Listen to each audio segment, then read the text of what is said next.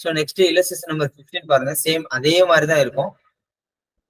So opening and closing balance கொடுத்துருக்காங்க, plus வந்து additional information கொடுத்துருக்காங்க. ஸோ நம்ம ஃபர்ஸ்ட் என்ன பண்ணணும், டைரக்ட் மெத்தடா இன்டைரக்ட் மெத்தடான்னு பார்க்கணும். ஸோ இங்க சேல்ஸ் எதுவுமே கொடுக்கல, அப்ப அது வந்து இன்டைரக்ட் மெத்தட் தான். இன்டைரக்ட் மெத்தட்னா ப்ராஃபிட் பேஸ் பண்ணியிருக்கோம். ஓகே, ஸோ இங்க பாருங்க பீடல் கொடுத்துருக்காங்களா. ஸோ க்ளோசிங்ல இருந்து ஓப்பனிங் மைனஸ் பண்ணீங்கன்னா உங்களுக்கு நெட் ப்ராஃபிட் கிடைச்சிரும். ஓகே, ஸோ நெக்ஸ்ட் நம்ம என்ன பண்ணணும், கொடுத்துருக்க இன்ஃபர்மேஷன் லெஜர் பண்ணணுமா. ஸோ மிஷினரி கொடுத்துருக்காங்க.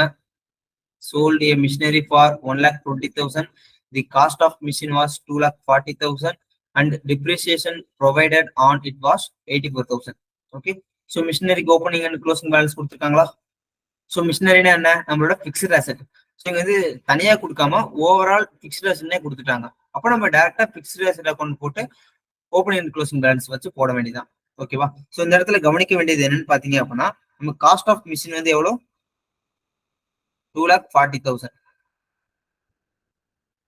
ஸோ இதுக்கு டிப்ரிசியேஷன் ப்ரொவைட் பண்ணிருக்காங்க 84,000.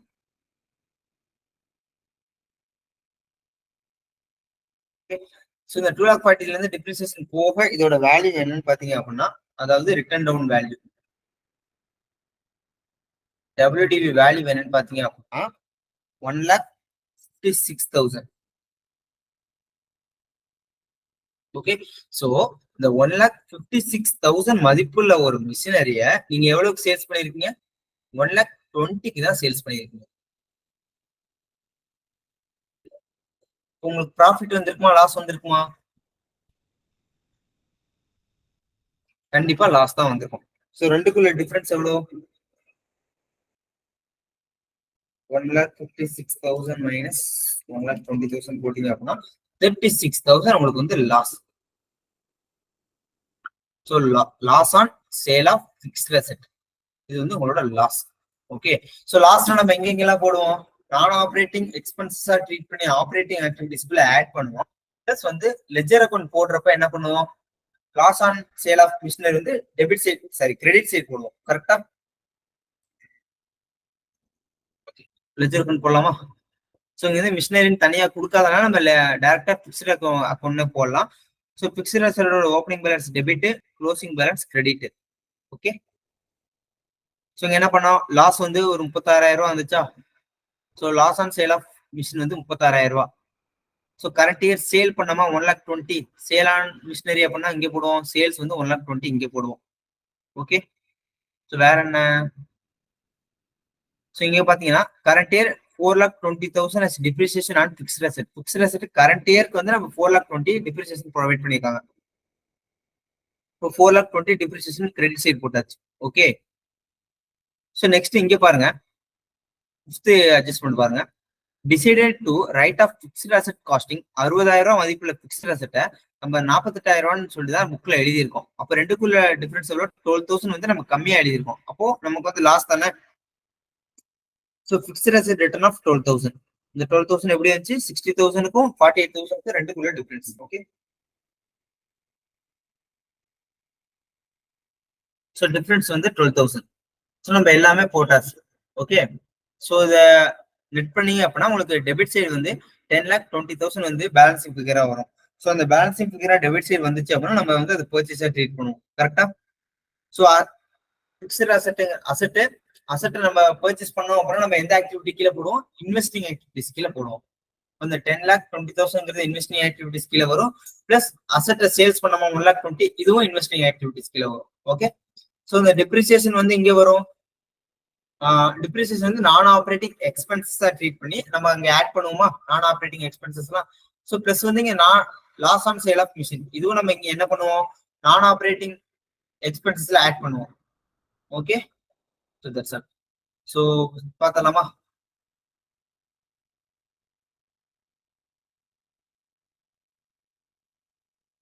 ஸோ இன்வெஸ்டிங் ஆக்டிவிட்டிஸ் கீழே நம்ம பர்ச்சேஸ் பண்ண அசெட்டை வந்து இன்வெஸ்டிங் ஆக்டிவிட்டிஸ் கீழே போடுவோம்.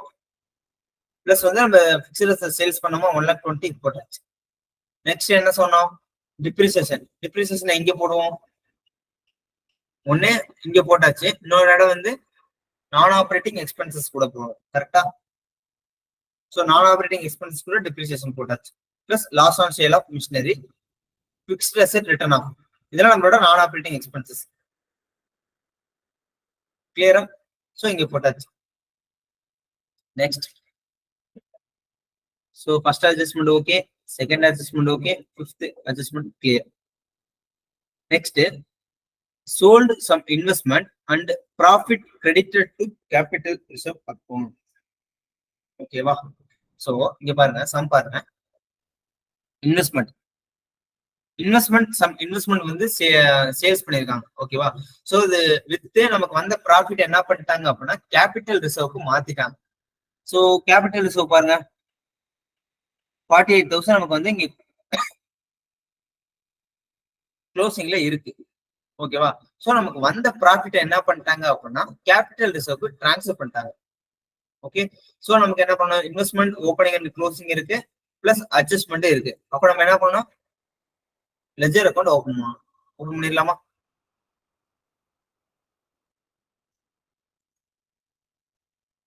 So opening balance 4,80,000, closing balance 3,84,000. Okay, so இங்க என்ன சொல்லிட்டாங்க, sold some investment and profit credited to capital reserve. But profit எவ்வளவு நமக்கு தெரியாது. அப்போ இங்க பாருங்க, கேபிட்டல் ரிசர்வ்ல க்ளோசிங்ல 48,000 இருக்கா, ஓப்பனிங்ல அமௌண்ட் இல்ல, அப்போ க்ளோசிங்ல 48,000 இருக்கு. அப்போ இந்த 48,000 நம்ம இந்த இன்வெஸ்ட்மெண்ட் வித்து வந்ததுல இருந்து டிரான்ஸ்ஃபர் பண்ணியிருந்தது தானே இங்க இருக்கும். ஸோ இந்த 48,000 தான் நம்மள்ட்ட profit on sale of investment. So இதெல்லாம் ரிட்டர்ன் அட்ஜஸ்ட்மெண்ட் கேர்ஃபுல்லா பார்க்கணும் சம் பாக்குறப்ப. Okay, so 48,000. ஸோ நெட் பண்ணீங்க அப்படின்னா உங்களுக்கு பேலன்ஸ் ஃபிகர் வந்து கிரெடிட் சைடு வரும் 1,44,000. இதான் நம்மளோட sales. Okay, so asset sales பண்ணோம் அப்படின்னா நமக்கு என்ன வரும், இன்வெஸ்டிங் ஆக்டிவிட்டிஸ் கீழே போடுவோம்.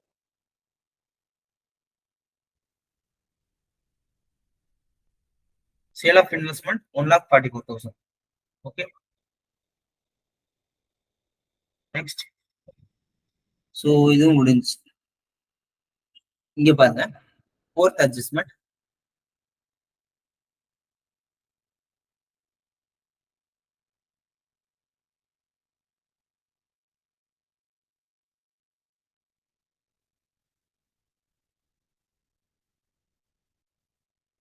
Fourth adjustment என்ன, redeemed 30% of the debenture at 105.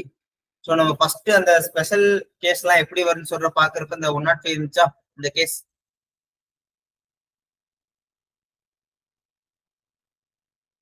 இங்க என்ன சொல்றாங்க, redeemed 30% of the debenture at 105.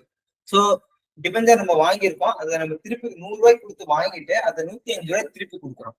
Okay, இங்க பாருங்க, பட் நம்ம எவ்வளவு நம்பர் ஆஃப் டிபெஞ்சர்ஸ் வந்து நம்ம திருப்பி கொடுத்தோம் நமக்கு தெரியாது.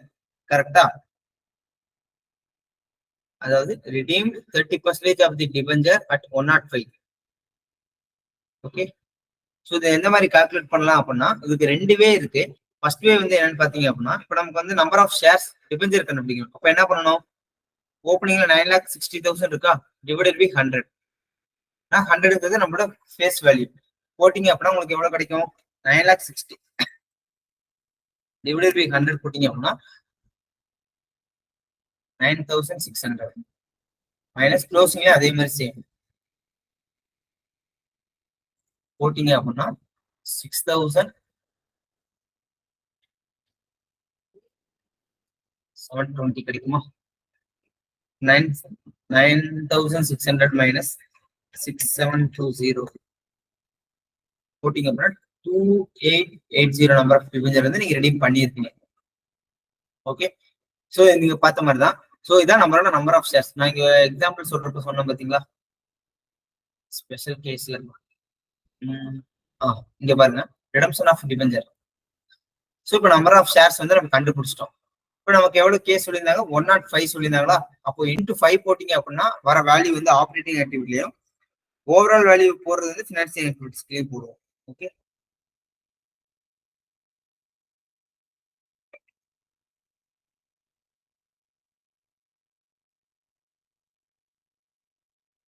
ஸோ நம்பர் ஆஃப் ஷேர்ஸ் கண்டுபிடிச்சிட்டோம்.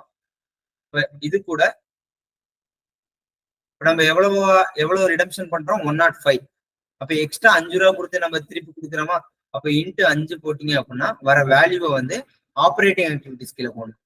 ஓகே, ஏன்னா நம்ம 100 ரூபாய் கொடுக்க வேண்டிய இடத்துல 105 ரூபாய் கொடுக்கணும். அப்ப 5 ரூபாய் எக்ஸ்ட்ரா கொடுக்கணும். அது நம்மளோட நான் ஆப்ரேட்டிங் எக்ஸ்பென்சஸ் இன்ட்டு 105. ஸோ நார்மலா டிபெஞ்சர்லாம் திருப்பி கொடுத்தோம் அப்படின்னா நம்ம எந்த ஆக்டிவிட்டி கீழே போடுவோம்? ஃபினான்சிங் ஆக்டிவிட்டிஸ் கீழே போடுவோம்.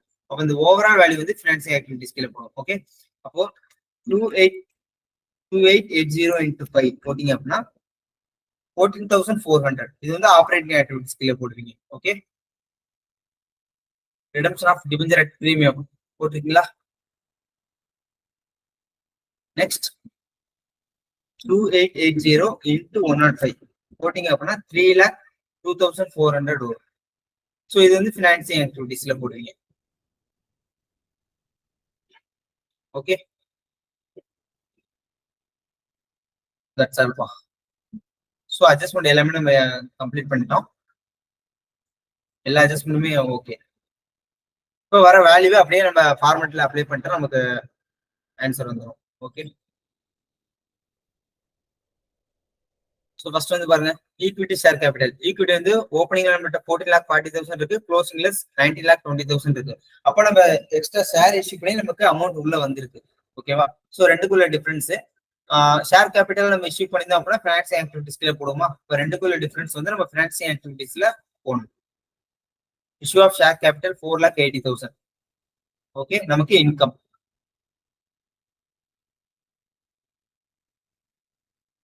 நெக்ஸ்ட் கேபிட்டல் ரிசர்வ் நம்ம பார்த்தாச்சு. General reserve. So general reserve என்ன பண்ணுவோம்? டிரான்ஸ்ஃபர் டு ஜெனரல் ரிசர்வ்னு சொல்லிட்டு இது ரெண்டுக்குள்ள டிஃபரன்ஸ் எங்கே போடுவோம்? ஆப்ரேட்டிங் ஆக்டிவிட்டிஸ் கீழே போடுவோம். Okay, so transfer to general reserve operating activities கீழே போட்டாச்சு. நெக்ஸ்ட் ப்ராஃபிட் லாஸ் அக்கௌண்ட் போட்டாச்சு. டிபெஞ்சர். ஓகே, ஸோ டிபெஞ்சர் நம்ம இப்பதான் போட்டோம். நெக்ஸ்ட் வந்து சன்ட்ரி கிரெடிட்டர்ஸ். இது எதுக்கு யூஸ் ஆகும்? நம்ம இந்த ஆப்ரேட்டிங் ஆக்டிவிட்டிஸ் கீழே ஒர்க்கிங் கேபிட்டல் ரெக்யர்மெண்ட் போடுவோமா? அதுக்கு. ஸோ இது வந்து கரண்ட் லயபிலிட்டி. பில்ஸ் பேபிள் நம்மளோட current liability. Proposed dividend adjustment ஏதாச்சும் கொடுத்துருக்காங்களா? எதுவுமே கொடுக்கல. அப்ப என்ன பண்ணுவோம்? ப்ரொபோஸ்ட் டிவிடெண்ட் ஓப்பனிங் பேலன்ஸை ஃபினான்சிங் ஆக்டிவிட்டிஸ்ல போடுவோம். க்ளோசிங் பேலன்ஸை நான் ஆப்ரேட்டிங் எக்ஸ்பென்ஸா ட்ரீட் பண்ணி ஆப்ரேட்டிங் ஆக்டிவிட்டிஸ்ல போடுவோமா? ஸோ ப்ரொபோஸ்ட் டிவிடெண்ட் க்ளோசிங் பேலன்ஸை நான் ஆப்ரேட்டிங் எக்ஸ்பென்ஸா ட்ரீட் பண்ணி ஆப்ரேட்டிங் ஆக்டிவிட்டிஸ்ல பார்த்துடலாமா? 1,72,800. ஓகே, ஸோ ஓப்பனிங் பேலன்ஸ் நம்ம ஃபினான்சிங் ஆக்டிவிட்டிஸ்ல போடுவோம். Post dividend. ஓகே, 1,40,000. இந்த அட்ஜஸ்ட்மெண்ட் பார்க்கலாம். ஸோ இந்த 1,45,000ங்கிறது ஃபினான்சிங் ஆக்டிவிட்டிஸ். பட் என்ன சொல்லிட்டாங்க அப்படின்னா 19,200 வந்து அன்பெய்ட் டிவிடெண்ட் சொல்லிட்டாங்க. அப்போ இந்த 1,44,000ல இருந்து 19,200 மைனஸ் பண்ணீங்க அப்படின்னா அதுதான் பேலன்ஸ் அமௌண்ட். ஸோ அந்த பேலன்ஸ் அமௌண்ட் தான் நமக்கு நெட் அமௌண்ட் இங்கே போகும். ஸோ நெக்ஸ்ட்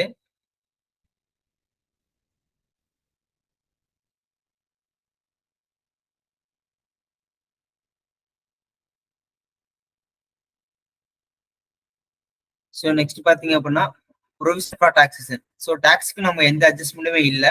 அப்போ என்ன பண்ணுவோம்? ப்ரொவிஷன் ஃபார் டாக்ஸேஷன் ஓப்பனிங் பேலன்ஸை பெய்டா ட்ரீட் பண்ணி அந்த ஆப்ரேட்டிங் ஆக்டிவிட்டிஸ் கீழே தனியாக டிஸ்க்ளோஸ் பண்ணுவோம்ல, அந்த கரெக்ட் டாக்ஸ் பெய்டுக்கு இதை எடுத்துக்கணும். இது வந்து ப்ரொவிஷன் ஃபார் டாக்ஸேஷன் நான் ஆப்ரேட்டிங் எக்ஸ்பென்சஸ்ல போடணும். ஓகே, ஸோ இந்த 4,08,000ங்கிறது நான் ஆப்ரேட்டிங் எக்ஸ்பென்சஸ் போட்டாச்சா? Sir, so current year tax பெய்டுக்கு அந்த ஓப்பனிங் பேலன்ஸை போட்டுருவாங்க.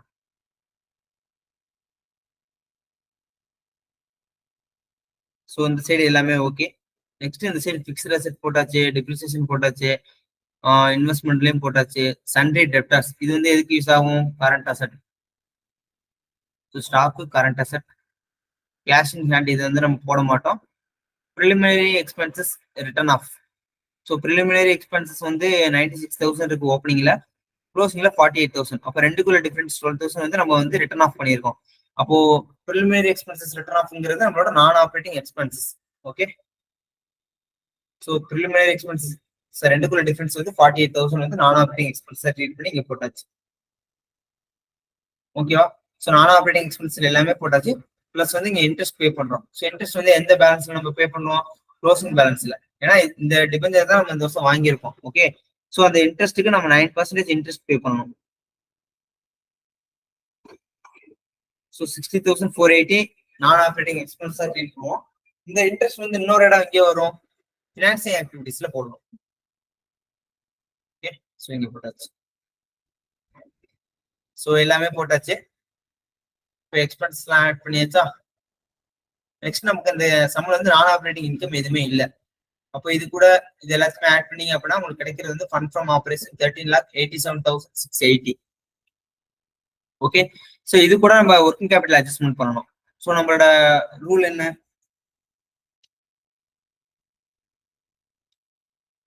Add current asset